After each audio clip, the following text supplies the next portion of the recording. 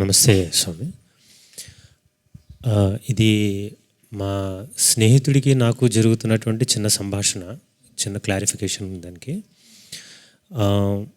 ఒక మామూలు దైనందిన జీవితం గడుపుతున్నటువంటి ఒక వ్యక్తికి ఆధ్యాత్మిక ఉన్నతి కావాలనే కోరిక లోపల తృష్ణ ఉండి ఏ ప్రయత్నము చేయకుండా తను జీవనం గడుపుతూ లోపల తృష్ణ వల్ల మాత్రమే ఎవరో మహనీయుడు వచ్చి నెత్తి మీద చేయి పెట్టడం ద్వారానో లేకపోతే శక్తిపాతం చేయడం ద్వారానో తనకి వెలుగు మేల్కొనడం అనేది జరిగితే అక్కడి నుంచి నేను అల్లుకుని ముందుకెళ్తాను, నా అంతటా నేను స్వప్రయత్నంగా నేనేమీ చేయలేకపోతున్నాను, నాకు సరిపోవట్లేదు, అట్రాక్షన్స్ నన్ను బాగా పుల్ చేస్తున్నాయని అంటాడు ఆయన. దాన్ని నేనేమంటానంటే అలా కుదరదు, నేను విన్న పరిజ్ఞానంలో అలా లేదు, మన స్వప్రయత్నం చాలా అవసరం, అప్పుడే మనకు ఎవరైనా మహనీయుడి ద్వారా అది ఏదైనా సంభవించాలి తప్ప ఊరికనే అయితే అవ్వదు అని. ఇది గత కొద్ది సంవత్సరాలుగా జరుగుతోంది. నేను తప్ప లేకపోతే అసలు ఎవరు తప్పు, దాని మీద మీ వివరణ. ఇది దీనికి సమర్థవంతమైన సమాధానం అంటూ అసలు ఏం లేదు తెలుసా. ఎందుకనంటే ఇక్కడ మనం చాలామంది కూర్చొని ఉన్నాం. అందరి స్వభావాలు ఒకే రకంగా ఉన్నాయా? అందరి స్వభావాలు ఒకే రకంగా ఉన్నాయా? లేవుగా. అంటే ఇక్కడ ఎలా ఉంది, ఎవరి స్వభావం వారికి ఉంది. ఒకరు వారు స్వశక్తితోటే ముందుకెళ్ళాలి అనేటువంటి నిర్ధారణ కలిగి ఉంటారు. ఇంకొకరు ఎలా ఉంటారంటే నేను ఎంత ప్రయత్నం చేసినప్పటికీ కూడా గురువు తాలూకు అనుగ్రహం లభిస్తేనే తప్ప అది సాధ్యం కాదు అనేటువంటి నిర్ణయం కలిగి ఉంటారు. అసలు ఈ అంశాన్ని చర్చల్లోకి తీసుకురాకుండా ఎవరు ఏ మార్గాన్ని అయితే నడవాలి అని అనుకుంటారో ఆ మార్గంలో నడుచుకుంటూ ముందుకు వెళ్ళిపోతే అసలు సమస్యలు లేవు. ఇవి నిజంగా ఎటువంటివంటే ఇవన్నీ కూడా పోలికలు లేదా ప్రశ్నలు, వాటికి తగిన సమాధానాలు, ఇలా తర్జన భర్జన పడుతూ ఉంటాం అన్నమాట. వాస్తవం ఏమంటే మనకి 4 రకాల మార్గాలను చెప్తారు. ఒకటి భక్తి మార్గము, రెండోది కర్మ మార్గము, మూడోది జ్ఞాన మార్గము, ధ్యాన మార్గం అంటే రాజయోగం అంటారుగా, అది 4 రకాల మార్గాలు ఉన్నాయి. ఏ మార్గము తప్పులేదు, ఎవరు ఏ మార్గంలోనైనా ప్రయాణించవచ్చు, ఎవరు ఎలాగైనా ప్రయాణించవచ్చు. అయితే ఇక్కడ ఈ 4 మార్గాలు గనక మనం స్పష్టంగా పరిశీలిస్తే భక్తి యోగము, దాన్ని ఏమన్నారు? భక్తి యోగం అన్నారు. తర్వాత వచ్చేది కర్మయోగం అన్నారు. తర్వాత వచ్చేది ధ్యాన యోగము. తర్వాత వచ్చేది జ్ఞానయోగము. యోగము అనే దానికి అర్థం ఏమిటంటే కలయిక అని అర్థం.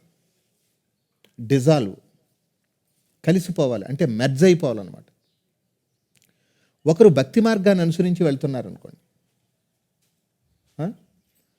అంటే భక్తుడు పూర్తిగా డిజాల్వ్ అయిపోవాలన్నమాట అక్కడ.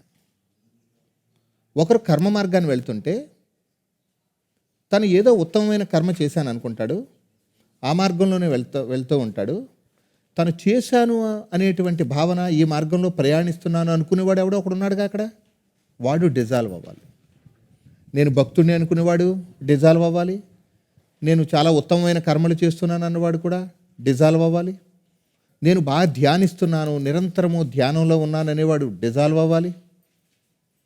నేను జ్ఞానిని, నేను జ్ఞాన సముపార్జన చేస్తున్నాను అనేవాడు కూడా పూర్తిగా డిజాల్వ్ అవ్వాలి. ఇక్కడ అందరూ సమ్మతించవలసిన విషయం ఏమైనా ఉంది అని అంటే అది కంప్లీట్ డిజాల్వ్ అవ్వాలి. అంటే వ్యక్తిత్వము డిజాల్వ్ అయిపోవాలి. ఏ మార్గం అయితే ఏముంది, ప్రయత్నం అయితే ఏముంది, మీరు ప్రయత్నిస్తున్నారు ఏమవ్వాలి? చివరికి ప్రయత్నించేవాడు డిజాల్వ్ అయిపోవాలి కదా. ఏ ప్రయత్నం లేకుండా ఎవరో గురువుగారు వచ్చి వారి అనుగ్రహాన్ని ప్రసరింపచేశారు కదా. ఈ ప్రసరింపచేసినప్పుడు ఏమవుతుంది? అనుగ్రహం వచ్చి మీకు ఒకేసారి ఉవ్వెత్తున వచ్చి మీ మీద పడడం వల్ల అక్కడ ఏమవుతుంది? వ్యక్తి ఏమవుతున్నాడు? అక్కడ డిజాల్వ్ అవుతున్నాడు కదా. కాబట్టి మీరు ఏ ఆధ్యాత్మిక మార్గాన్నైనా చాలా స్వేచ్ఛగా అనుసరించవచ్చు. కానీ అనుసరిందామని అనుకుంటున్నవాడు ఎవడైతే ఉన్నాడో వాడు డిజాల్వ్ అయ్యేంత వరకు కూడా ఏ మార్గంలోనే కూడా ఆనందం యొక్క పరిపూర్ణత్వం మీకు ఎవరికీ అందుబాటులోకి రాదు. వ్యక్తి ఉన్నంత వరకు కూడా ఏదో ఒక కోణంలోంచి ఎక్కడో ఒక చోట నుంచి ఏదో ఒక రణరంగాన్ని సృష్టిస్తూనే ఉంటాడు. చాలామంది ఏమంటారంటే అన్ని మార్గాలు చివరికెళ్ళి జ్ఞానంలోనే కలవాలి అంటారు. కలవాలి అన్నవాడు కూడా కలిసిపోవాలంటున్నాను నేను. అది మీరు ఎప్పుడూ విషయాన్ని చాలా సమృద్ధిగా అర్థం చేసుకోవాలి. మీరంతా గాఢ నిద్రలో ఉన్నప్పుడు అందరూ శాంతిగా ఉన్నారా లేదా, ఆనందంగా ఉన్నారా లేదా?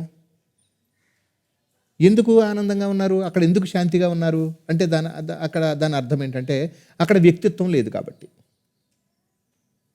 అవునా? మెలకు వచ్చిన తర్వాత ఏమొచ్చింది? వ్యక్తిత్వం వచ్చింది, అంతే కదా. మీకు వ్యక్తిత్వం ఉన్నంత వరకు కూడా ఏ ఆధ్యాత్మిక మార్గమే కాదు, మీ జీవన వైభవం కూడా ఎప్పుడు సమృద్ధిగా ఉండదంటున్నాను నేను.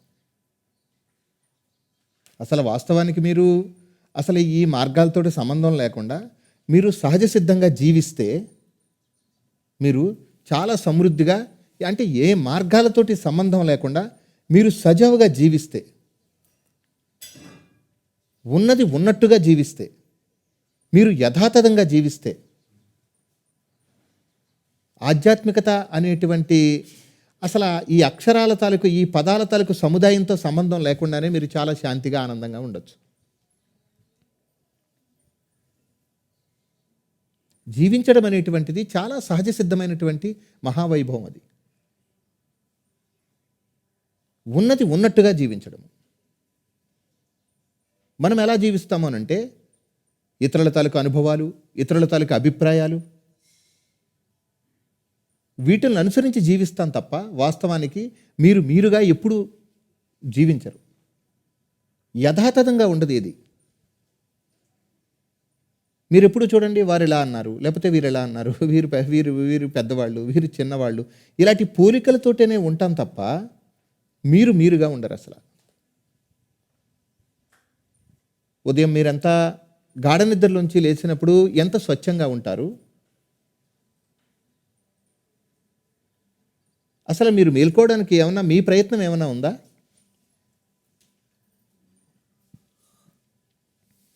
మీరంతా చాలా సహజ సిద్ధంగానే మీ గాఢ నిద్ర నుంచి చాలా సహజ సిద్ధంగానే మేల్కొంటారు. మేల్కోవడానికి ఎలాంటి ప్రయత్నమూ లేదు. మీ ప్రమేయం లేకుండానే మీ శ్వాస చాలా సహజంగానే తన క్రియను సలుపుతుంది. మీ లోపల నుంచి మీ మొదటి తలంపు అంటే మాతృ తలంపు మీ హృదయ గర్భము నుంచి నేను అంటూ అది చాలా సహజ సిద్ధంగానే అది పైకి పెళ్ళిబుకుతుంది.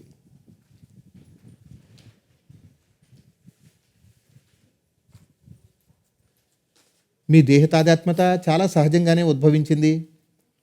మీరు దేహం నుంచి విడివడి పూర్తిగా నిద్రలోకి అంతర్ధానం అవడం కూడా ఎలా ఉంది, అది చాలా సహజంగానే ఉంది. ఈ సహజత్వం నుంచి మీరు కొద్ది కొద్దిగా అసహజానికి అలవాటు పడతారు. అసహజాన్ని సమ్మతిస్తూ ఉంటారు. మీ మూల స్థితిని ఎప్పుడైతే మీరు ప్రామాణికంగా అంగీకరించారో, మీరెవరు అనేటువంటి విషయం పట్ల మీ అంతటి మీరుగా ఆ తీవ్రమైనటువంటి శోధనని ఎప్పుడైతే మీ హృదయ గర్భం నుంచి, మీ లోగర్భం నుంచి, మీ అంతరంగ స్పృహతో మమేకమయ్యి మీరు ఎలా ఉన్నారు అనేటువంటి స్వయం నిర్ధారణ మీరు ఎప్పుడైతే చేశారో, మీరెప్పుడూ ఇతరుల మీద ఆధారపడరు. మిమ్మల్ని మీరు స్పష్టంగా పరిశీలిస్తే మీకు మొట్టమొదటిసారిగా తేలే విషయం ఏంటంటే, మీ సంప్రదింపులే, మీ పరిచయాలే మిమ్మల్ని మరింత దుఃఖానికి వశపరుస్తున్నాయి అనేటువంటి విషయాన్ని మీరు స్పష్టంగా తెలుసుకోగలుగుతారు.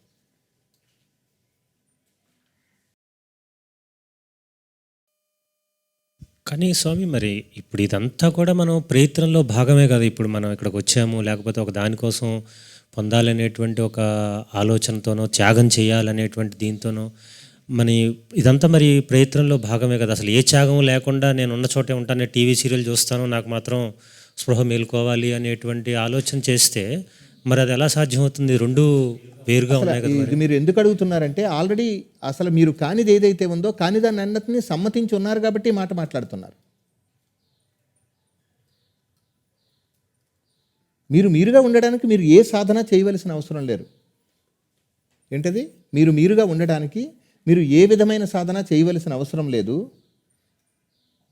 మీరు స్వయంగా మీరుగా అలా జీవిస్తూ ఉంటే మీరు స్పష్టంగా తారసపడతారు.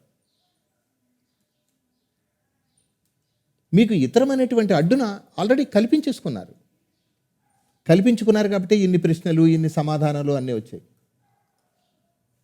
వాస్తవానికి ఎవరి అనుభవంలోనూ ఏది లేదు. అసలు ఎవరి అనుభవంలోనూ ఏది లేదు. అసలు మీ పుట్టుక మీ అనుభవంలో లేదు, మీ మరణం మీ అనుభవంలో లేదు, ఎవరి అనుభవంలో ఏమీ లేదు. అంతా ఇతరులు. మీరు పుట్టారని ఎవరు చెప్తారు? పెద్దవాళ్ళు చెప్తారు. అంటే వాళ్ళ అనుభవాన్ని షేర్ చేసుకుంటున్నారు. అర్థమవుతుందా?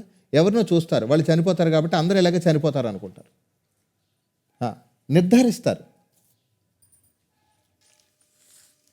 అంటే ఇప్పుడు మనం ఏర్పాటు చేసుకున్నటువంటి పొరలు ఏవైతే ఉన్నాయో ఆ పొరలు తీయడమే మనం ఓ ప్రయత్నం అని అనొచ్చా? అవసరం లేదు. మీరు ఏ పొరని తీయక్కర్లేదు, కొత్త పొరని వేసుకోకుండా ఉంటే సరిపోతుంది అంటున్నాను నేను. మీరు అసలు ఏమి తీయవలసిన అవసరం లేదు. అసలు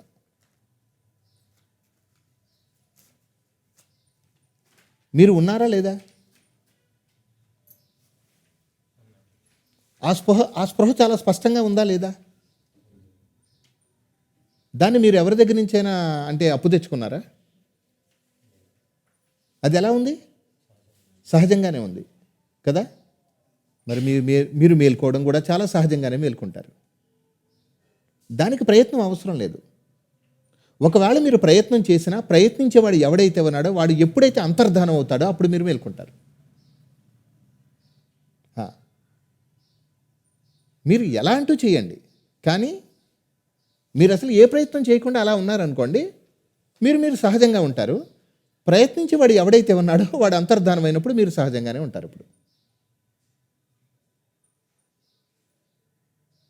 ప్రయత్నము అనేటువంటిది సాంప్రదాయానికి సంబంధించిన వివరణే తప్ప సనాతనానికి సంబంధించింది కాదు. ఈ విషయాన్ని మీరు చాలా స్పష్టంగా అర్థం చేసుకోవాలంటున్నాను నేను. ప్రయత్నము అనేటువంటిది అది కేవలము సాంప్రదాయానికి సంబంధించిన వివరణే తప్ప సనాతనమైతే కాదు. సనాతనం ఎలా ఉంది? ఉన్నది.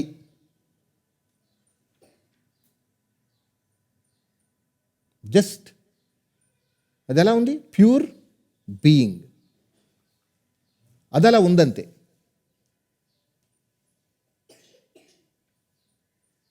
మీ అందరి స్పృహ ఎలా ఉంది? అలా ఉందంతే. ఎలాంటి ప్రయత్నము లేదు, ఎలాంటి అలజడి లేదు. చాలా స్పష్టంగా ఉంది.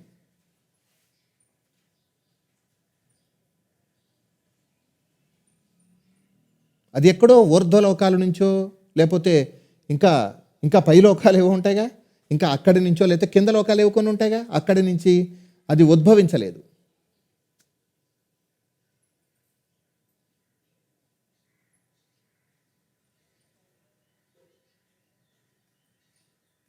మీకు అదేమీ నూతనంగా తారసపడదు. మీ నిజస్థితి అది చాలా గంభీరంగా ఉంది, అది చాలా నిర్లిప్తంగా ఉంది.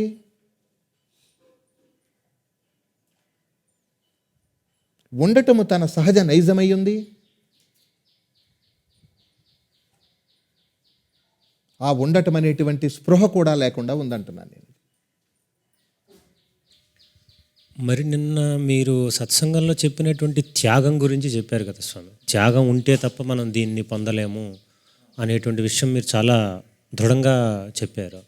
మరి దాన్ని ఎలా మనం కోరిలేట్ చేసుకోవాలి? అప్పుడు సందర్భం వేరు కదా,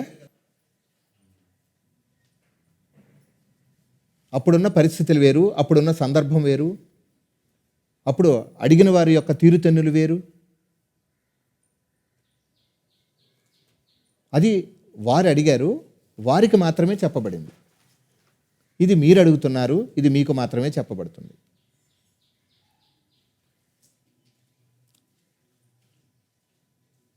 అందరూ భిన్న స్వభావాలను కలిగి ఉన్నారా లేదా? కాబట్టి వారి స్వభావాన్ని అనుసరించి వారు మాట్లాడారు, వారి స్వభావానికి తగినట్టుగా వారికి చెప్పాను. ఎందుకంటే వారి స్వభావంలో కొంచెం త్యాగం అవసరమని నాకు అనిపించింది, కాబట్టి వారికి అది చెప్పాను. మీకేమని చెప్తున్నానంటే, మీ స్నేహితుల్ని, ప్రశ్నల్ని, సమాధానాల్ని అన్నిటినీ వదిలేసి మీరుగా హాయిగా ఉండమంటున్నాను నేను. ఎటువంటి ఆధ్యాత్మిక సంప్రదింపులు చేయొద్దంటున్నాను నేను. ఇదంతా కూడా మీకు ఏదో ఒక రోజు ఆధ్యాత్మికపరమైన దుఃఖాన్ని సూచిస్తుంది. సంసారిక దుఃఖము, ఆధ్యాత్మిక దుఃఖము, రెండు దుఃఖాలే. మీకేం కావాలి? మీ నిజస్థితి కావాలి కదా. దానికోసం మీరు ఎలా జీవించాలి అంతే. ఒకవేళ ఎవరైనా వచ్చి అడిగితే నాకు తెలియదండి అని చెప్పండి అంతే. అసలు అటువంటి గందరగోళంలోకి వెళ్ళొద్దంటున్నాను నేను. ఎందుకంటే మీ సమయం మీకు చాలా అత్యవసరం అంటున్నాను. మీరు మీ సమయాన్ని చాలా దుర్వినియోగపరుచుకుంటారు. నేను అందుకే తరచూ వచ్చిన వాళ్ళు, అంటే నాకు కొంచెం బాగా సన్నిహితంగా ఉన్న వాళ్ళందరితోటి నేను తరచూ చెప్పే మాట ఏంటంటే, మీరు ఇక్కడికి ఎందుకోసం వచ్చారో ఆ పనే చూడండి. ఏంటి ఫస్ట్ మాట ఏంటి? మీరు ఇక్కడికి అదే పని చూసుకోండి. మీ వ్యక్తిత్వానికి అనుకూలంగానో అర్థవంతంగానో ఇక్కడ ఏదో ఉందని మీరు ఎప్పుడూ నమ్మకండి అంటాను నేను. మీకు అనుకూలంగా ఇక్కడేముండదు, మీకు అర్థమయ్యేటట్టుగా కూడా ఇక్కడేముండదు. ఎప్పుడైతే మీ అనుకూలతని, మీరు అర్థం చేసుకునే తనాన్ని ఎప్పుడైతే మీరు కాదనుకుంటారో అప్పుడు మీరుగా నిలబడతారంటాను. ఎటువంటి ప్రశ్నలు వద్దు, ఎటువంటి సంప్రదింపులు వద్దు. ఇటువంటి సత్సంగ్స్లో జనరల్గా జరిగేది ఏంటంటే, సత్సంగ్ అయిపోయిన తర్వాత మనం అందరూ ఇప్పుడు ఒక 3 days సైలెంట్ రిట్రీట్లో ఉన్నాం, అందరూ కంప్లీట్గా సైలెన్స్లో ఉన్నాం, చాలా హాయిగా ఉన్నాం, మనం చాలా బాగుంది. ఇప్పుడు ఇక్కడి నుంచి ఒక 2 hours మనం అంతా లెఫ్ట్ అయిపోతాం. అయిపోతున్నప్పుడు మీరు ఈ 3 రోజులు మీరు ఎవరు మాట్లాడుకోలేదు, ఎవరికెవరు కూడా కంప్లీట్గా మీ ఇన్నర్ జాయ్లో మునిగి తేలారంతా. జస్ట్ ఎవరైనా తారస పెడితే ఒక చిన్న చిరునవ్వు మాత్రం నవ్వుకున్నారు. ఈ చిన్న చిరునవ్వులు ఇక్కడి నుంచి మీరు బయలుదేరిపోయేటప్పుడు ఫోన్ నెంబర్స్ ఎక్స్చేంజింగ్ వరకు వస్తుంది. అది ఈ ఫోన్ నెంబర్స్ తీసుకున్న తర్వాత ఏమవుతుంది?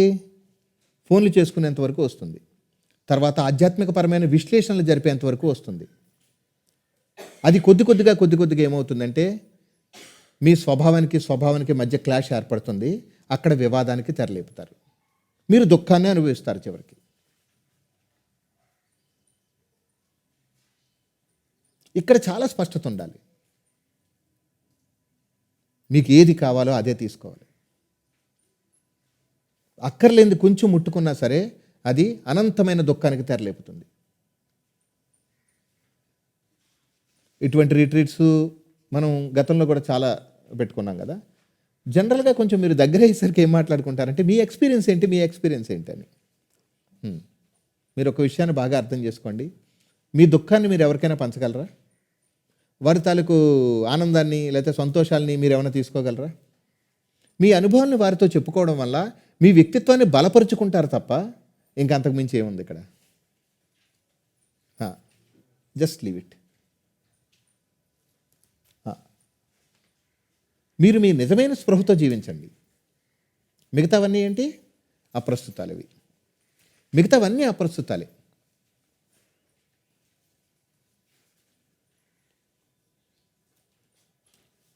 వాస్తవానికి స్థితప్రజ్ఞత అంటారు తెలుసా? అంటే సుఖదుఖాలకు ఏమాత్రం కుంగిపోకుండా, ఎవరి మీద ఈర్ష్య ద్వేషాలు ఏమీ లేకుండా స్థిమితంగా ఉండడాన్ని ఏమంటారు? స్థితప్రజ్ఞత అంటారు కదా. స్థిత ప్రజ్ఞ అంటే స్థిరమైనటువంటి ప్రజ్ఞ కలిగి ఉండటమే స్థితప్రజ్ఞత. నీ నిజమైన ఉనికి ఏదైతే ఉన్నదో, నీ స్వయం స్పృహ ఏదైతే ఉన్నదో, నీవు ఆ స్పృహతో నీవుగా, నేను అనుసంధానం గురించి కూడా మాట్లాడటం లేదు ఇక్కడ. మీరు ఉన్నారు కదా, ఆ ఉండటాన్ని మీరు బలపరచాలా? మీరు ఉన్నారు కదా, ఆ ఉండటాన్ని మీరు ఏమైనా నిర్ధారించాలా? ఏముంది అక్కడ? ఉండటం మాత్రమే ఉంది. మీరుగా అలా ఉంటే అదే స్థితప్రజ్ఞత. చాలామంది ఏమనుకుంటారంటే స్థితప్రజ్ఞత అంటే దాన్ని అలవర్చుకోవాలనుకుంటారు. ఇంకా కొంతమంది ఏమంటారంటే ఆచరించాలనుకుంటారు. వాస్తవానికి స్థితప్రజ్ఞత అనేటువంటిది మీరు అలవర్చుకునేది కాదు, మీరు ఆచరించేది కాదు. అది మీ జీవన వైభవం, అది మీ నిజమైన స్పృహది.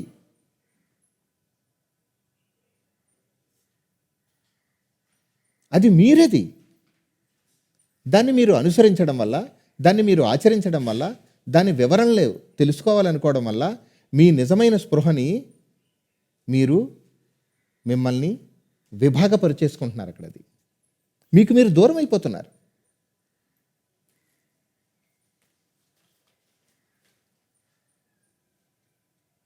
మీ థాట్స్ మిమ్మల్ని మీ నుండి విభాగపరుస్తుంది. మీ సంకల్పాలు ఏం చేస్తాయి? మిమ్మల్ని మీ నుండి విభాగపరుస్తుంది. ఒకే ఒక థాట్. గాఢ నిద్రలోంచి మేల్కొన్నప్పుడు ఏంటి? మనం ఫస్ట్ మేల్కొంటాం కదా, మేల్కోగానే ఏంటది థాట్? ఒకే ఒక థాట్. ఏంటది? నేను. మిమ్మల్ని విభాగపరుస్తుంది అది. మీరు ఎప్పుడైతే మీ మూలాన్ని, దాన్ని యథాతథంగా, దాని యొక్క అనుభవాన్ని మీరు పొందారో, మీ థాట్ మీకు ఎలా కనిపిస్తుందంటే అది విభాగం చెందినట్టుగా కాకుండా అది స్వయంగా నీటిపై ఏర్పడిన బుడగలాగా, అది మీ పైన ఏదో సంథింగ్ ఏదో ఒక కలిగింది అంటారుగా, అలా కనిపిస్తుంది అనమాట. మీరు ఎప్పుడు స్థిరంగా ఉంటారు.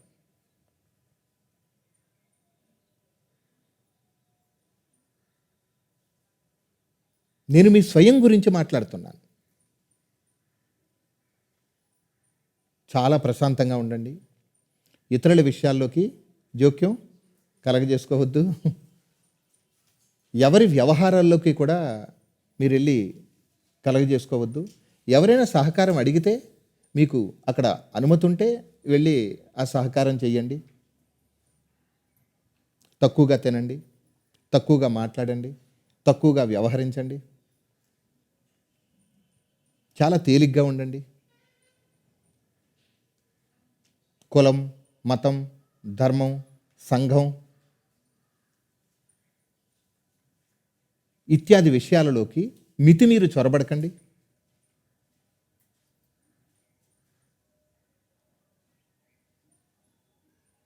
మీరు దేన్ని వదలవలసిన అవసరం లేదు.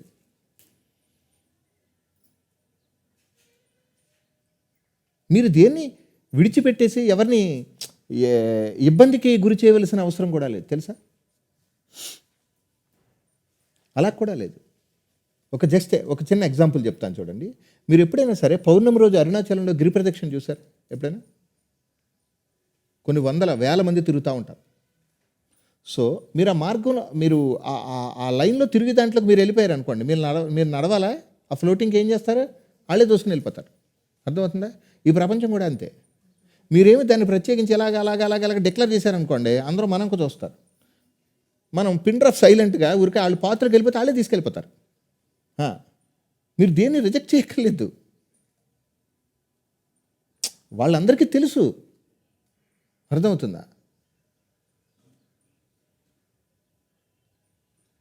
మీరు సంసారులనే అంటారు కానీ అసలు సంసారుల కంటే కూడా, అంటే ఈ ఆధ్యాత్మికత అనేటువంటి విషయం తెలియని వాడే బాగున్నాడేమో. ఈ ఆధ్యాత్మికత అనే విషయం తెలిసిన వాడే ఎక్కువ మూటలు కడుతున్నాడు, ముళ్ళేస్తున్నాడు. తెలియని వాడికి ఏం ప్రాబ్లం లేదు. వాడికి తెలిసిన వాడితోనే సమస్య. ఎందుకంటే అందరికంటే ఎక్కువ తెలుసుకోవాలనుకుంటాడు, అందరికంటే ఎక్కువ మాట్లాడాలనుకుంటాడు, అందరికంటే ఎక్కువ నిరూపించుకోవాలనుకుంటాడు, అందరికంటే ఎక్కువ దుఃఖపడతాడు. అసలు మీరు మీరుగా ఉండడానికి ఎలాంటి గందరగోళం అవసరం లేదంటున్నాను నేను. అంత పెద్ద పెద్ద తపస్సులు చేయక్కర్లేదు, మీరు పెద్ద పెద్ద సాధనలు చేయక్కర్లేదు, చేశారు కదా. మనకంటే బిఫోర్ జనరేషన్స్ ఉన్నవాళ్ళు ఇక్కడ నుంచి ఇంతవరకు ఒక గడ్డం పెట్టుకున్నారు, ఇక్కడి నుంచి ఇంతవరకు పాపం జుట్టు కట్ చేసుకోవడం మర్చిపోయారు, అందరినీ వదిలిపెట్టేశారు. వాళ్ళు చేశారు కదా, తపస్సులు చేశారు, సాధనలు చేశారు, ఎన్నో విపరీత ప్రయత్నాలు చేశారు, వాళ్ళందరూ చేశారు కదా. చేసి ఒక ఫ్రూట్ ఇచ్చారు మనకి. ఏంటా ఫ్రూటు? Just being. మళ్ళీ మీరు చేస్తానంటారేంటి? మళ్ళీ మీరు ప్రశ్నిస్తానంటారేంటి? మళ్ళీ మీరు జెండా పట్టుకుని తయారవుతానంటారేంటి? మళ్ళీ మీరు గడ్డాలు పెంచుతానంటారేంటి? వాళ్ళందరూ చేశారు కదా. కానీ మరి మనసు నిలకడగా ఉండట్లేదు. ఇది ఆలోచించాలి. ఇక్కడ ప్రాబ్లం అదే, ఇది ఆలోచించాలి. అలా చేస్తేనే ఇలాగా అనేటువంటి ఇదంతా ఇతర అనుభవం. ఈ విషయం ఆలోచించాలి. మరి మనసు ఎందుకు ఇలాగవుతుంది? అంతే కదా. సరే, ఇప్పుడు ఇందాక చెప్పినట్టుగా ఇక్కడ మనం ఒక 50 మంది 60 మంది ఉన్నాం. మనందరివి ఒక రకరకాల స్వభావాలు ఉన్నాయి కదా, అవునే కదా, అందరికీ కూడా. సరే, ఇప్పుడు మీకు మీరు అడ్డు అనే విషయం మీకు తెలుస్తుందా లేదా? సరే, మీకు మీరు ఇప్పుడు ఎక్కడ అడ్డుపడుతున్నారు? బయట అడ్డుపడుతున్నారా, లోపల అడ్డుపడుతున్నారా? ఏంటి ఆ విషయం తెలుస్తుందా? అయ్యో, నా దగ్గరికి రావడం ఏంటి? 4 దెబ్బలు తగిలితే అందరికీ తెలుస్తుంది కదా. మీ దగ్గరికి వచ్చినది ఇంకా స్పష్టంగా తెలుస్తుంది లోపలే అడ్డం ఉంది. అలా లేదు అసలు. అంటే మీకేమి సరిగ్గా 4 దెబ్బలు తగలలేదేమో. 4 దెబ్బలు తగిలితే అందరికీ తెలుస్తుంది కదా. తెలిసినా అది నిలకడగా నిలబడట్లేదు. ఇక్కడికి వచ్చిన తర్వాత దెబ్బ తగలకుండానే సున్నితంగా దాన్ని మీరు మాకు తెలిసేలాగా అంటే తెలియచెప్పారు. అంటే నా ఉద్దేశం ఏంటంటే, నా నా నా ఈ కొద్దిపాటి జీవనంలో నేను ఉధృతమైన దుఃఖం తాలూకు ఆ ప్రళయ తాండవాన్ని చూశాను. నేను దుఃఖాన్ని పరిపూర్ణంగా అర్థం చేసుకున్నాను, దుఃఖంతో జీవించాను.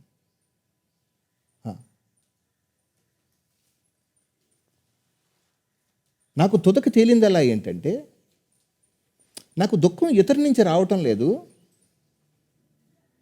నా ఓవర్ అటాచ్మెంట్స్, నా ఓవర్ థింకింగు నా దుఃఖానికి కారణం తప్ప ఇంకా ఇతరులు ఎవరు అందులో లేరు అనేటువంటి విషయాన్ని చాలా స్పష్టంగా తెలుసుకున్నాను. అందుకే నా అనుభవాన్ని మీకు ఎప్పుడు చాలా సహజంగా, సరళంగా, దాన్ని చాలా స్వేచ్ఛగా పంచుతాను. నేను కొద్దిగా ప్రేరణ మాత్రమే ఇవ్వగలుగుతాను నేను, కానీ దాని యొక్క లోతుల్ని, మూలాల్ని స్వచ్ఛందంగా మీరే తెలుసుకోవాలంటున్నాను నేను. సరే, ఇందాక మీరు అడిగినట్టుగా, మనం అనుకున్నట్టుగా మనం ఎక్కడ అడ్డుపడుతున్నాం?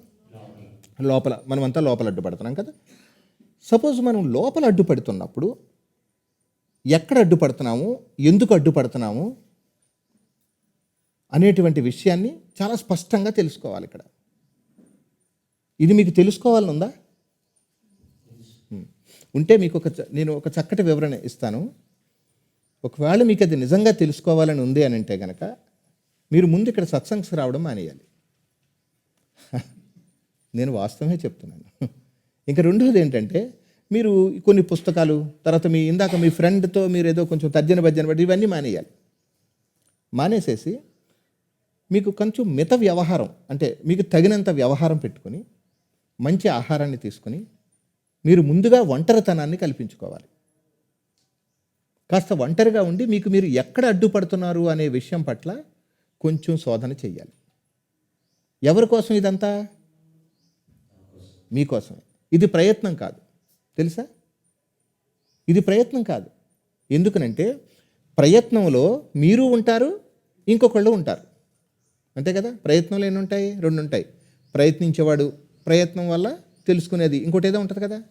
ప్రయత్నంలో ఎన్ని ఉంటాయి? 2 ఉంటాయి. ఇది ఇప్పుడు మీకోసం మీరు పరితపించడం, ఇది ప్రయత్నం ఎలా అవుతుంది? ఇందులో ఇతరులు లేరు. ఈ 2 వస్తువులు కూడా ఎవరై ఉన్నారు? మీరే అయి ఉన్నారు.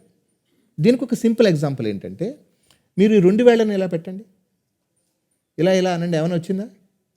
ఇది స్వయం. ఇది మనం ఇద్దరు ఇలా ఒక సెకండ్ ఇచ్చుకుంటే అందరూ ఇలా, అది ప్రయత్నం. అది ఎందుకంటే మీరు ఉన్నారు, ఇతరులు ఉన్నారు. ఇక్కడ ఎవరున్నారు? ఎవరు లేరు, మీరే ఉన్నారు. కాబట్టి మీ గురించి మీరు అధ్యయనం చేయడం అనేటువంటిది ప్రయత్నానికి సంబంధించింది కాదు, మీతో మీరు మమేకం అవ్వడం. అది దాన్ని ఎప్పుడైతే మీరు ప్రయత్నం కింద రూపుమార్చారో, అర్థమవుతుందా, మీరు ఖచ్చితంగా ఏదో ఒక గొప్ప ఫలితాన్ని ఆశిస్తూ ఉంటారు ఎప్పుడు. అందుకే చాలామంది అంటుంటారు, చూడండి మేము చాలా ప్రయత్నం చేసామండి, మమ్మల్ని మేము పొందలేదండి అంటారు. వాడికి వాడు తారసపడినా ఇది కాదు, ఇంకొకటి ఏదో కావాలనుకుంటాడు అక్కడ. ఎందుకు? ప్రయత్నం అనే ముసుగులో ఉన్నాడు కాబట్టి. మీ నిజస్థితి ఏంటో తెలుసా? ప్రయత్నము లేని పరమసుఖం. అది ఏ ప్రయత్నము లేదు దానికి. జస్ట్ మీరు మీ కంఫర్ట్గా కూర్చొని మీ మనసే కదా మీకు ఇబ్బంది అంటుంది, మీ థాటే కదా మీకు ఇబ్బంది అవుతుంది. మీ థాట్స్ మీకు పైకి రేజ్ అవుతూ ఉన్నాయి కదా. ఊరికే ఆ థాట్ని అలా అబ్జర్వ్ చేయండి అంతే. ఇదేం ప్రయత్నం కాదు, ఊరికే ఉదాసీనంగా మీరు ఇలా పెట్టక్కర్లేదు, లేకపోతే ఇలా పెట్టక్కర్లేదు, లేకపోతే ఇలా కూడా మెలేయక్కర్లే, ఏమక్కర్లే. ఊరికే చాలా న్యాచురల్గా కూర్చొని ఏం చేయాలి? మీ జస్ట్ లోపల నుంచి ఆ థాట్ వస్తుంది కదా మీకు, అర్థమవుతుందా? ఆ థాట్ని ఒకసారి అబ్జర్వ్ చేయండి. మీరు ఎప్పుడైతే థాట్ని అబ్జర్వ్ చేశారో, మీరు ఇవాళ కాకపోతే రేపు కాకపోతే ఎల్లుండా మీరు ఆగుతూ ఉండటాన్ని గమనిస్తారు. ఏమవుతుంది? స్టార్టింగ్లో ఆగడం అంటారు కదా, మీరు ఆగడాన్ని గమనిస్తారు. మీరు ఎప్పుడైతే ఆగుతూ ఉంటారో మీ తేలికతనం మీకు అర్థమవుతుంది. మీ బరువు లేనితనం ఉంటుంది కదా, అది మీకు అర్థమవుతుంది. మీ ఆలోచనలు మిమ్మల్ని ఎంత ఇబ్బంది పెడుతున్నాయి అనే విషయాన్ని మీరు అర్థం చేసుకుంటారు. మీరు గురువుల్ని, దేవుల్ని, సమాజాన్ని దేన్ని అర్థం చేసుకోవాల్సిన అవసరం లేదు. మిమ్మల్ని మీరు సమృద్ధిగా అర్థం చేసుకుంటే మీరు ఈ లోకంలో దేన్ని అర్థం చేసుకోవాల్సిన అవసరం లేదు. ఎందుకంటే ఈ లోకానికి కర్త మీరే కాబట్టి, ఇంకెవరూ లేరు. మీరు ఎవరిని అర్థం చేసుకోవాల్సిన అవసరం లేదు. కానీ మరి అక్కడ కూడా మనసు నిలబడట్లేదు. అంటే ఒక 3 గంటలు కూర్చుని సినిమా హాల్లో సినిమా చూడడానికి మనసు ఒప్పుకుంటోంది, కానీ ఇలా కూర్చుని నా ఆలోచన నేను గమనించడానికి కూడా ఒప్పుకోక ఇన్స్టెంట్ రిజల్ట్, ఇలా కళ్ళు మూసుకోగానే ఏదో అయిపోవాలి, లోపల శాంతి వచ్చేయాలి, ఒక్క ఆలోచన కూడా రాకూడదు. అవును, ఇనేటువంటి విధంగా మనసు తిరిగిపోతుంది. అవునవును. వాస్తవం ఏంటంటే ఈ ఆధ్యాత్మికత అనేటువంటిది చాలా అంటే ఇప్పుడు చూడండి, మనకి కొన్ని గవర్నమెంట్స్ ఉంటాయి కదా, గవర్నమెంట్స్ చాలా ఉచిత పథకాలు ఇస్తుంటారు కదా జనరల్గా. అలాగే స్పిరిచువాలిటీని కూడా ఉచితం చేసేయడం వల్ల వచ్చిన సమస్య ఇది. ఎఫర్ట్ ఏమి పెట్టరు ఎవరు, అంటే కష్టపడడానికి ఇష్టపడరు ఇక్కడ. అర్థమవుతుందా? ఎంత సోమరితనం ఇది. ఇలా వెళితే ఎలా వచ్చేస్తుంది అంటే మనం దానికి అలవాటు పడిపోయాం. అర్థమవుతుందా? చాలా ఈజీగా. ఎందుకంటే మనము ఎక్కువగా మోసపూరితమైన, అపోహపూరితమైన మాటల్ని బాగా నమ్మేస్తున్నాం. ఇక్కడికి వెళ్తే ఇది వచ్చేస్తుంది, అక్కడికి వెళ్తే అది వచ్చేస్తుంది, ఇక్కడికి వెళ్తే ఇలా అయిపోతుంది, అక్కడికి వెళ్తే అలా అయిపోతుంది.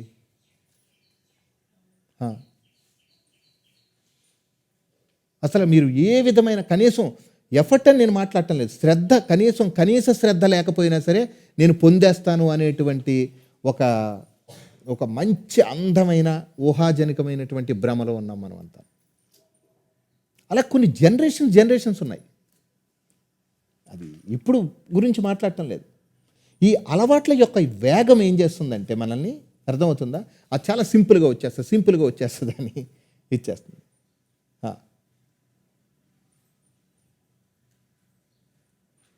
వాస్తవానికి అలా లేదు.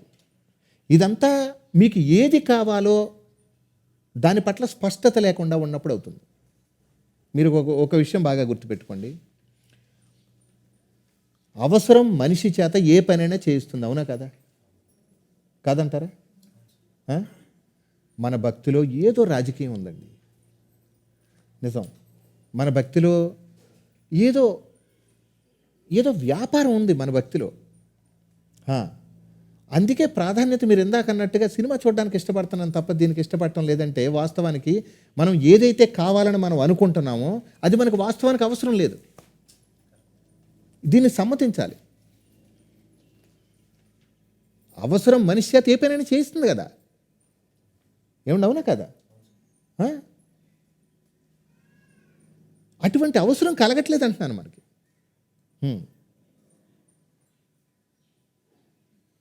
ఎంత ముసుగు కప్పుకుని ఉన్నామో చూడండి అసలు. ఎంత ముసుగుతోటి జీవిస్తున్నామో చూడండి అసలు. ఒక సంసారి తనకు తాను చేసుకునే హాని కంటే ఒక ఆధ్యాత్మిక జీవనాన్ని గడుపుతున్నాననే ఉద్దేశం ఉన్నవాడు తనతో పాటు సమాజానికి, ఆధ్యాత్మిక సమాజానికి చేసే హాని అది చాలా కొన్ని వందల వేల రెట్లు ఉందంటున్నాను నేను. అది మీ పోలికలు, మీ తీర్మానాలు, మీ సంప్రదింపులు, మీ సలహాలు, ఇవన్నీ మీకు మీరుగా ఆలోచించుకుంటారు. మీకు అందరికీ అనుభవం కావాలి. మీకు ఎవరు అనుభవజ్ఞుడు అవసరం లేదు. మీకు అనుభవమే కావాలి, అనుభవజ్ఞుడితో పని లేదు. ఇది ఎలా సాధ్యం అవుతుంది అంటున్నాను నేను. మన అల్పత్వాన్ని గుర్తించకపోతే మనం అల్పులుగానే ఉండిపోతామంటున్నాను నేను. మీరు అల్పత్వాన్ని గుర్తించి తీరాలి.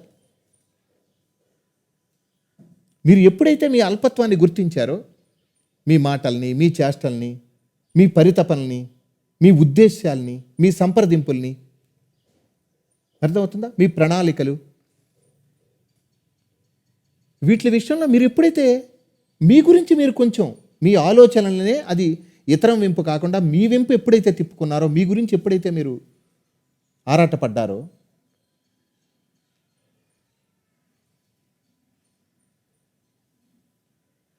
మీరు వ్యాపార లావాదేవీలు అనేటువంటి జీవనం నుంచి బయటకు వచ్చేస్తారంటున్నాను.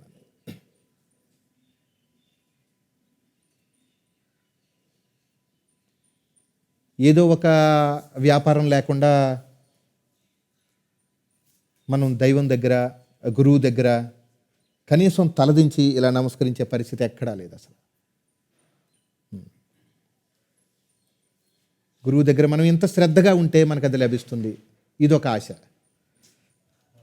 దేవుడి దగ్గర చాలా పర్ఫెక్ట్గా ఉంటే మన జీవనానికి ఏమీ అడ్డు లేకుండా వెళ్ళిపోతుంది, ఇదొక ఆశ. కంఫర్ట్స్ అంటే సౌకర్యాలు. ప్రతి చోట వ్యక్తి యొక్క సౌకర్యం అది బాగా మురిగిపోయింది అంటున్నాను నేను. ఈ వ్యక్తి ప్రాధాన్యతలు.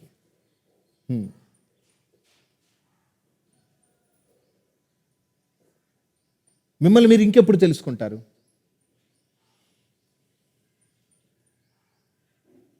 ఒక స్థాయిలో దేవుడి కోసం పరుగు, ఇంకో స్థాయిలో సమాజం కోసం పరుగు, ఇంకో స్థాయిలో గురువుల కోసం పరుగులు, ఇంకో స్థాయిలో ఆశ్రమాల కోసం పరుగులు, ఇంకో స్థాయిలో శాస్త్రాల కోసం పరుగులు. మీరు ఎప్పుడు ఆగుతారు అసలు? మీ నిష్క్రమణను మీరు ఎప్పుడు స్వాగతిస్తారు అసలు? అసలు మీ గురించి మీరు ఆలోచించి ఎన్ని సంవత్సరాలు అయిపోయిందో? మీరు ఆత్మానుభవం గురించి ఎందుకంత ఆలోచిస్తున్నారో నాకు అర్థం కావటం లేదు అసలు. మీరు మీ గురించి, మీరు ఆత్మానుభవం గురించి ఆలోచిస్తే, మీరు చైతన్యం గురించి ఆలోచిస్తే మీకు మీరు దూరం అయిపోతారు.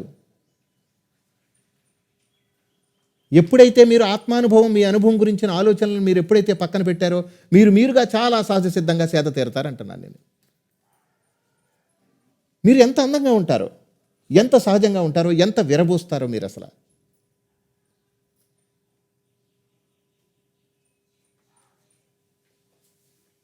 మీకెవరికీ తెలియటం లేదు, ప్రతి అణువణువులోని కూడా ఒక గొప్ప మహదానందపూర్వకమైనటువంటి మహానృత్యం జరుగుతుంది తెలుసా?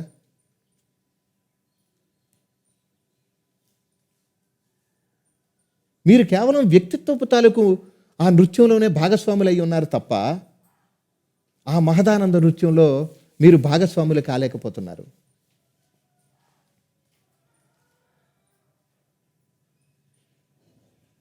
నువ్వెవరో తెలుసుకో, దానికోసం సమయాన్ని కేటాయించుకో. నీ ఏకాంతం కోసం, నీ అంతరంగ వైభవం కోసం, దానికోసం అసలు జీవిస్తే ఎలా ఉంటుంది? కనీసం అక్కడికైనా రావాలంటున్నాను నేను. మిమ్మల్ని మీకు ఎవరు పరిచయం చేస్తారు?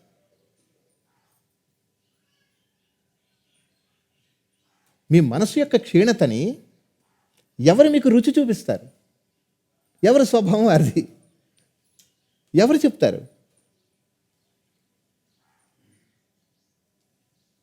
మీకేమో కావాల్సింది ఎక్కడుంది, మీరు జీవించే విధానం ఎక్కడ ఉంది? ఇదే సమస్య.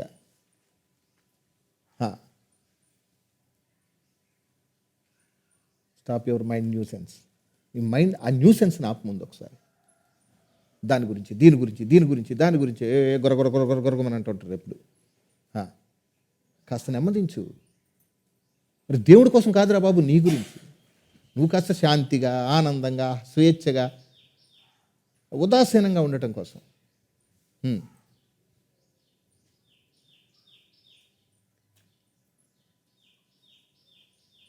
దానికి ఏ సైంటిస్ట్ మందులు కనిపెట్టలేదు. అర్థమవుతుందా? మత్తిస్తారంతే, కొత్త మందు రాలేదు. జస్ట్ మీకు థాట్ ఎక్కడి నుంచి అయితే అది ఎక్కడి నుంచి అయితే వస్తుందో, అర్థమవుతుందా? జస్ట్ మీరు దాన్ని అలా అబ్జర్వ్ చేయండి అంతే. అది ఆగిపోతుంది అక్కడ. ఇనీషియల్గా ఏం చేస్తాం మనం? నిన్న కూడా చెప్పుకున్నాం కదా, ఇదే కంటెంట్. ఇనీషియల్గా ఏం చేస్తాం మనం? అబ్జర్వర్గా ఉంటాం. ఫస్ట్ ఏం చేస్తాం మనం? అబ్జర్వర్గా ఉంటాం. తర్వాత ఏమవుతుంది? అబ్జర్వేషన్ కూడా ఆగిపోతుంది తర్వాత. నాకు అర్థం కాలేదు, ఏమంటారు? అవును, మీరు అబ్జర్వర్గా ఉన్నప్పుడు మీ స్వభావం అబ్జర్వ్ చేసేదాని కిందే ఉంటుంది. అక్కడ కూడా స్వభావం ఉంది, నేను లేదని అంటలేదు. అందుకే చాలా ప్రాథమిక దశ అంటున్నాను నేను, అబ్జర్వ్ చేయడం అనేది. మీరుగా ఉండటానికి మీ స్వభావంతో పని లేదు. మీరుగా ఉండడానికి మీ స్వభావంతో పని లేదు. మీరుగా ఉండడానికి మీ పరిసరాలతో పని లేదు, మీ పరిస్థితులతో పని లేదు, మీ సంస్కారాలతో పని లేదు, మీ మనసుతోని కూడా పని లేదు. మీరందరూ ఉన్నారా లేదా? ఏంటి, మీరందరూ ఉన్నారా? ఉండి ఉన్నానంటున్నారా, ఉండకుండా ఉన్నానంటున్నారా? ఆ ఉండటం మీరు ఆలోచించారా? ఆ ఉండటాన్ని మీరు కల్పించుకున్నారా? ఒకసారి అందరూ ఆ ఉండటాన్ని ఒకసారి అబ్జర్వ్ చేయండి. అందులో ఏమన్నా మనసు ఉందా? ఎలా ఉంది అది? చాలా సహజంగా అలా ఉందంతే.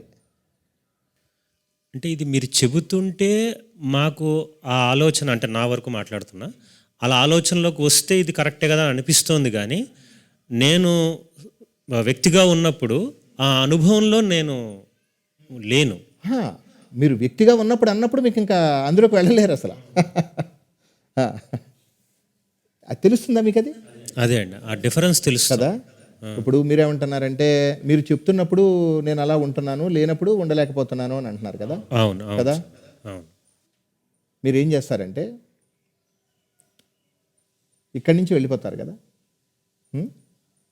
ఇక్కడి నుంచి ఈ ఆవరణ నుంచి వెళ్ళిపోతాం. ఇప్పుడు ఒక పావు గంట 20 నిమిషాలు అందరూ లెఫ్ట్ అయిపోతాం ఇక్కడి నుంచి కదా. మీరు ఇంటికి వెళ్ళిపోయిన తర్వాత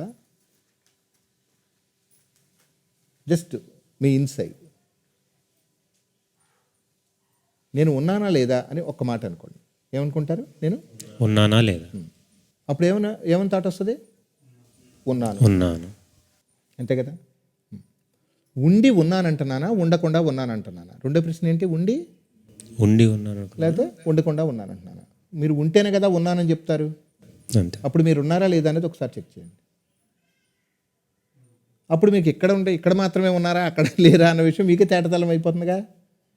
అంతేనే కదా. ఒకసారి అలాగే చేస్తుండండి. ఇక్కడ ఉండి అక్కడ లేనిది కాదు అది. మీరు ఎప్పుడు ఉన్నారు.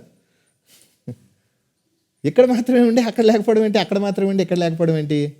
ఒకవేళ అటువంటిది ఏదైనా జరుగుతుంది అని అంటే చాలామంది ఏం చేస్తారంటే, మీ ప్రజెన్స్లో ఉన్నామండి, ఇది ఒక బ్యూటిఫుల్ వర్డ్ అండి, ఇది మీ ప్రజెన్స్లో ఉన్నాం కదండి, అందుకు మాకు ఎలాగొస్తుందండి అని అంటారు. అంతే కదా. ఇది ఒక పెద్ద నటన.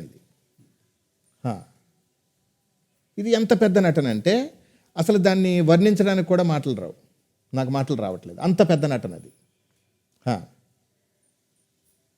అంటే నా ప్రజెన్స్లో ఉంటే నువ్వు ఉన్నావా, నా ప్రజెన్స్లో లేకపోతే నువ్వు ఎప్పుడు లేవా అసలు? అంటే దాని అనుభవం తెలుస్తోందని ఏమో వివరణకి ఏమి లేదు. మీకు ఇంకో విచిత్రం చెప్పమంటారా? ఇక్కడ ఉన్నప్పుడు మీకు అనుభవం తెలుస్తుంది అని అంటే అర్థమవుతుంది అది మీరు కాదని. ఎందుకంటే దానికి ఎలాంటి అనుభవం లేదు. దానికి ఎలాంటి అనుభవం లేదు, దానికి ఎలాంటి అనుభూతులు లేవు. ఉండటము దాని సహజ నైజం అది.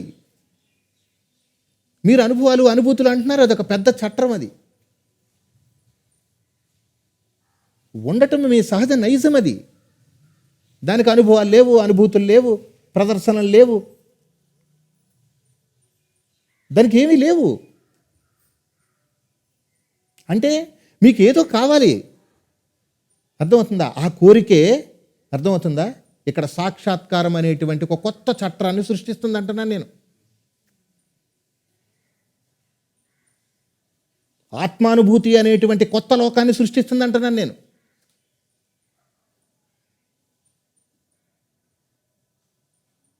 మీరు కూడా ఇక్కడికి కోరికలతోటే వచ్చారు, దేన్నో పొందాలి అని. చూసారా? అదే దీన్ని క్రియేట్ చేస్తుంది. అది దేన్ని? ప్రజెన్స్. అది ఉండటం. అది ప్రజెన్స్ అంటే ఇది కాదు. ప్రజెన్స్ అంటే ఇది, మీకు మీరు దగ్గరగా ఉండడం ప్రజెన్స్. మీరు ఏదైనా కావాలి అని మీరు ఎప్పుడైతే అనుకుంటారో మీ మనసు ఒక కొత్త ప్రపంచాన్ని సృష్టిస్తుంది అంటున్నాను నేను.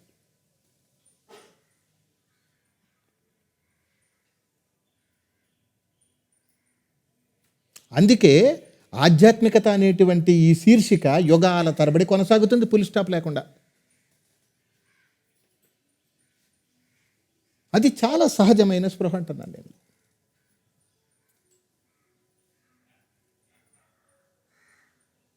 ఉండటం లేకపోవడం అనేటువంటి దానికి అది కొంచెం పైన ఉంది అంటున్నాను నేను. కలగడం కలగకపోవడం అనేటువంటి దానికి అది మళ్ళీ ఎక్కడుంది? కొంచెం పైన ఉంది అంటున్నాను. ఉన్నాను లేను అనేటువంటి దానికి పైన ఉంది. అది దేవుడి కంటే కూడా పైన ఉంది, ఈ లోకానికంటే కూడా పైన ఉంది. అందుకే దాన్ని ఏమని చెప్పారు? ఆది వస్తువు అన్నారు. దాన్ని ఏమన్నారు? ఆది అంటే ఫస్ట్ అంటారు కదా, మొదటిది. అది